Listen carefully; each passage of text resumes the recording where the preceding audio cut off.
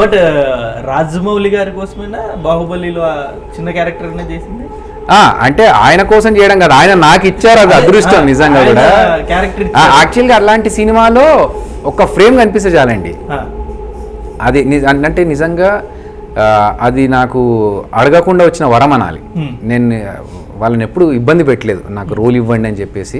నేను అసిస్టెంట్ డైరెక్టర్గా చేస్తున్నా కూడా నేను నాకు ఇవ్వండి అని అడగలేదు, ఇబ్బంది పెట్టాడు. అంటే అరే వీడు అసిస్టెంట్ డైరెక్టర్గా వచ్చింది రోల్ అడగడానికా అని వాళ్ళకి ఆ ఫీలింగ్ రావద్దు అని చెప్పేసి నేను అడగలేదు అసలు. నేను వెళ్ళింది బాహుబలి ఎందుకు అంటే నేర్చుకోవడానికి.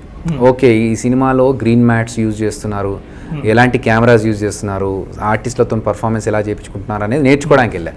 సో వన్ ఫైన్ డే నాకు ఫోన్ చేసి వల్లి మేడం ఎక్కడున్నాను అంటే ఇంట్లో ఉన్నాను మేడం, ఇప్పుడిప్పుడు లేస్తున్నాను అంటే సరే ఇమ్మీడియట్గా అల్యూమినియం ఫ్యాక్టరీ వచ్చేసి అనగానే సరే నోట్స్ పట్టుకొని వెళ్ళిపోయా.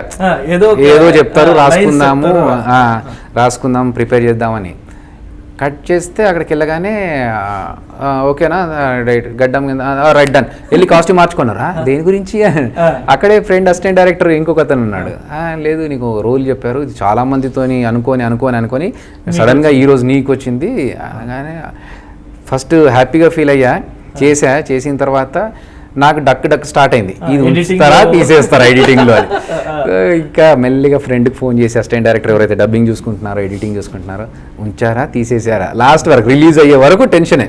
ఎందుకంటే రాజమౌళి గారి సినిమా అంటే చాలా పెద్ద సినిమా ఉంటుంది, అందులో ఈ తీసి పడేస్తే అంటే కనెక్టింగ్ కూడా లేదు ఎక్కడ మనకి. మళ్ళీ ఒక చిన్న ఆశ, ఇది మళ్ళీ ఏమన్నా రోల్ మళ్ళీ వచ్చే ఛాన్స్ ఏమైనా ఉందా అంటే నీకు బాగా దురాశే. ఒక్క క్యారెక్టర్ అది అంతే, అక్కడి వరకు వచ్చి అది చెప్పేసి వెళ్ళిపోవడం వరకు.